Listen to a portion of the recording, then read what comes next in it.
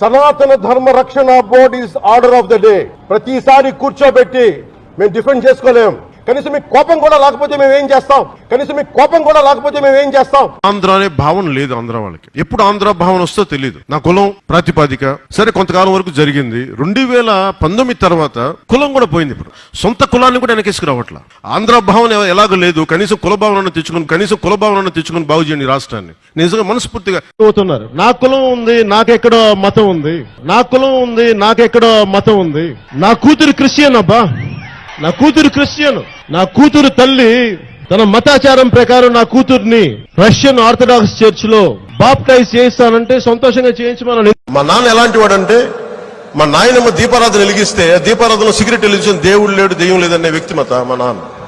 ఇది ఆడేది కొద్దిమంది రాజకీయ నాయకులు వాళ్ళు కూడా ఎక్కువ మంది ఆడేది కూడా హిందువులే చెప్తున్నారు. అసలు ఇలాంటి గొడవలు పెట్టింది హిందూ నాయకులు తప్ప మిగతా నాయకులు చేయరు.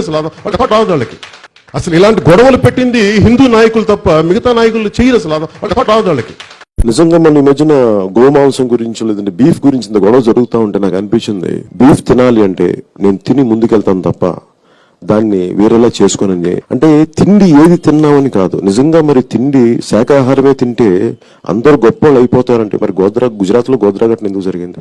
నాకు ఎందుకు జీసస్ క్రైస్ట్ ఇష్టమో చెప్తాను. ఒకసారి ఇక్కడ నా డైరీలో రాసుకున్నాను. నా పెద్ద కొడుకు పడిపోయాడు. వాడు ఇంత వయసుప్పుడు పరిగెట్ట పడిపోతే వాడు మోకాళ్ళకి రక్తం వచ్చింది. వస్తే నాకు మోకాళ్ళు నొప్పి వచ్చేసినాయి. నాకు అప్పుడు నాకు గుర్తొచ్చింది మేరీ మాత గుర్తొచ్చింది. నాకు ఇష్టమైన ఎర్నెస్టో చె గెవేరా పుట్టినరోజు. రాజకీయాల స్ఫూర్తిని, పోరాట స్ఫూర్తిని తెలియజేసిన మహానుభావుల్లో ఎర్నెస్టో చె గెవేరా అతను నాకు స్ఫూర్తి. ఇప్పుడు మీరు చెప్పిన నా గెడ్డం పెంచుకుంటే నాకు నిజంగా ఆనందిస్తుంది. నేను నిజంగా ఇది మనస్ఫూర్తిగా పెట్టుకున్నాను. ఇది నాకు ఇష్టంతో పెట్టుకున్నాను. జై భీమ్ అనే పదం ప్రతి ఒక్కరూ సమానం అని చెప్పేది ఆ జై భీమ్ అనే నినాదం. జై భీమ్ అనే నినాదాన్ని మనస్ఫూర్తిగా నాకు వ్యక్తిగతంగా రాజకీయాల్లోకి రాకముందు నుంచి, సినిమాలోకి రాకముందు నుంచి డాక్టర్ బాబాసాహెబ్ అంబేద్కర్ ఆశయాలను అర్థం చేసుకున్న వాడిని, చదివిన వాడిని, ఈ సోషల్ బ్యాక్వర్డ్నెస్ ని ఇవన్నీ ముందుకు తీసుకెళ్లిన మహానుభావులు.